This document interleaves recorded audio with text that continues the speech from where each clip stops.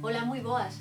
Nós somos a Tropa de Trapo, ele Brais das Hortas, eu son Marta Ortiz e queríamos celebrar con vos o Día do Libro, que é hoxe, que é un día moi especial para nós, a nos que nos gustan moito os libros, as historias, os contos, e queríamos dedicarlle un par de contiños a todos os nenos e nenas que estades facendo un esforzo tan grande, quedando na casa tantos días, e queríamos mandarlle un mico especial para os nenos e as nenas da Escola de Espiñeira Aldán. Esperamos que disfrutedes con estes contos e nada, vémonos agora.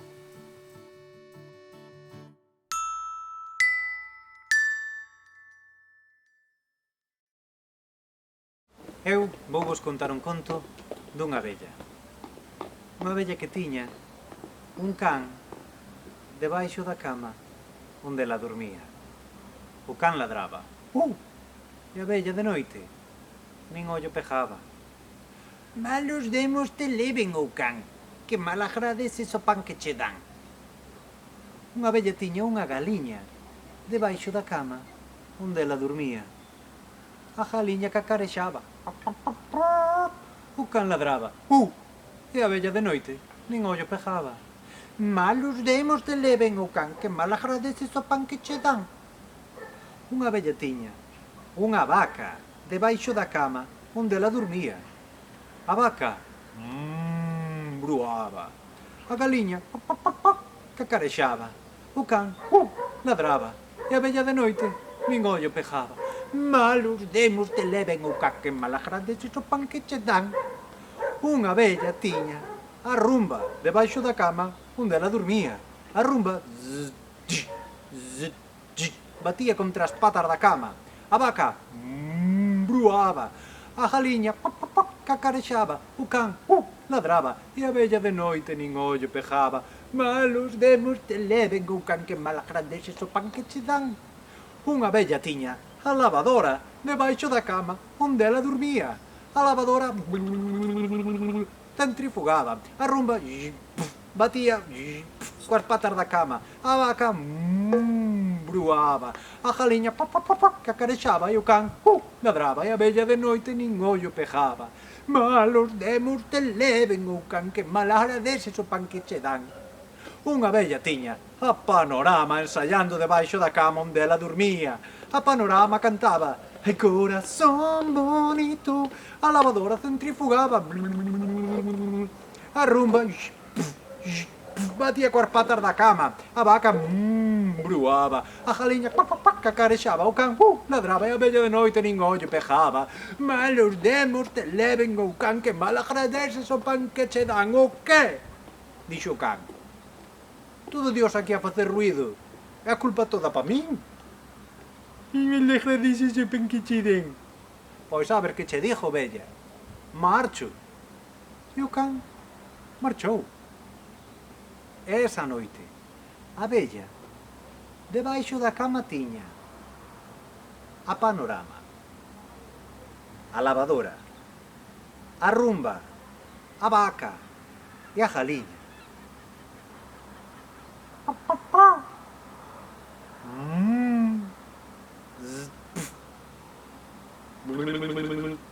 De corazón bonito.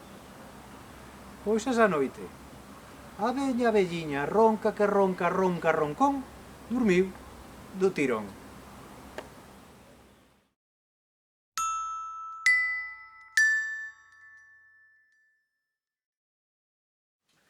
Pois, si queredes, nos podes acompañar ata Marrocos para escoitar a historia de Mohamed.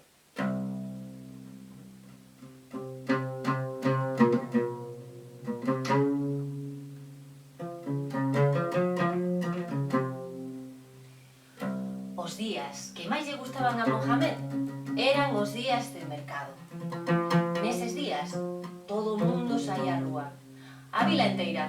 Entón el imaginaba que toda aquela xente era a súa familia, os seus pais, irmáns, avós. E que o peor para Mohamed non era ter que vivir na rúa. O peor de todo era ter que estar só. Pero a ver, non todo o mundo era tan pobre como Mohamed. Ademais, a xente ao mercado levaba levaba cartos para poder mercar cousas. Neses días, Mohamed sempre atopaba algo de comida ou algunha moeda pequena. E non vos pensedes que roubaba, A pesar de todas as dificultades, Mohamed era un rapaz con moi boas intencións. O que sucedía é que Mohamed dominaba a arte de buscar. Todo o que a xente esquecía ou tiraba, Mohamed atopaba. El facía o seguinte: enchía dai os seus pulmóns e dun salto adentrábase entre toda aquela xente que ia dun lado a outro do mercado. E como el era máis pequeniño co resto, quedaba máis cerca do chan que da superficie, así que buscaba e buscaba e buscaba e nunca saía sen atopar algo. Pero aquel día as cousas non lle foron nada ben a Mohamed, Mira que buscou e buscou entre a xente e só chegou a topar un anaco de pan durísimo e unha moeda pequena. Pero como tiña tanta fame, botouse a un lado entre os postos dos comerciantes e antes de comer o pan duro, encheu de aire os seus pulmóns para recuperarse. Nese momento, sentí un cheiro maravilloso. Deixouse levar e ali, a poucos pasos estaba. Eran uns anacos de carne asándose moi a modo sobre unhas brasas. Mohamed quedou parado, mirando os anacos de carne. Entón tivo unha idea. Colleu un pau, clavou o seu pan duro e achegou unhas brasas para ver se así o pan se quentaba un pouquiño e se ablandaba. E bueno, tamén coa esperanza de que se enchera un pouco daquel maravilloso aroma a carne. Pódese saber que andas a facer? Mohamed ergueu a vista e atopou a cara vermella dun comerciante que lle berraba. Crees que podes aproveitarte da miña carne e das miñas brasas sen darme nada a cambio?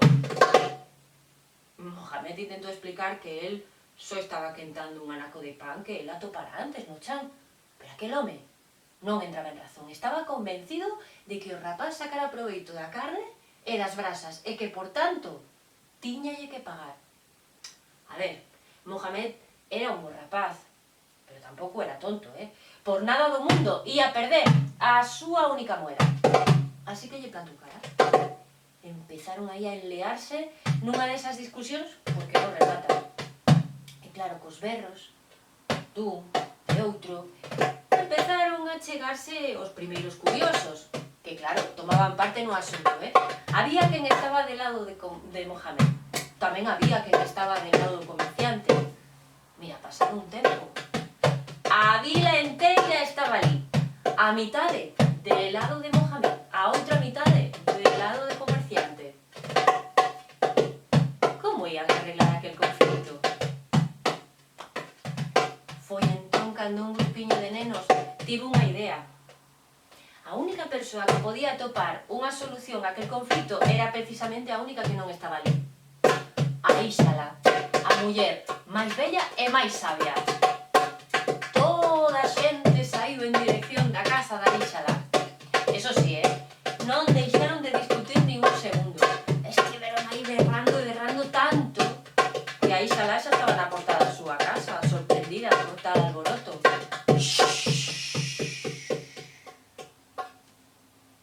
Aíxala pediu silencio. Se acercou a Mohamed e o comerciante e escoitou as dúas versións da historia. Entón, preguntou a Mohamed: E ti, rapaz, tes algo para pagar este home?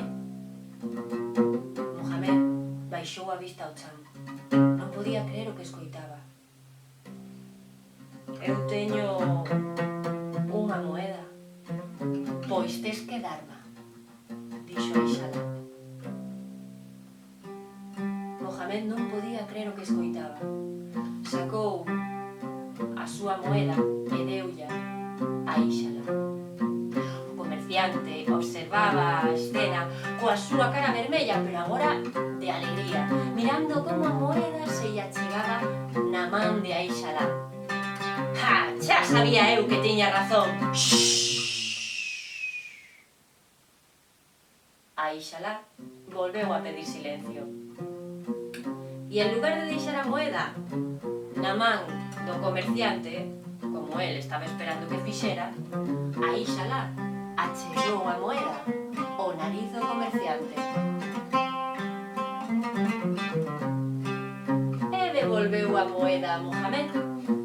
E coa súa voz sabia, Aíxalá díxolle o comerciante: Agora sí que estades en paz. O rapaz cheirou a túa carne e ti os seus cartos.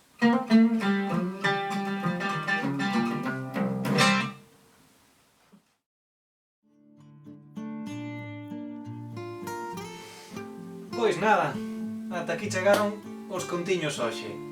Nós somos a Tropa de Trapo, Marta Ortiz, Brais das Hortas, e esperamos que vos gustaran moito estes contiños, e xa sabedes, tedes máis contidos, máis vídeos, contos, música, espectáculos, na canle de YouTube de Charlatana na Casa. Nos seguiremos quedando na casa hasta que todo isto pase, e seguiremos en zapatillas. Quedade na casa. Un bico grande, que especial a todas as nenas e nenos do Colexio de Espiñeira de Aldán. Chao. Chao. Hasta pronto.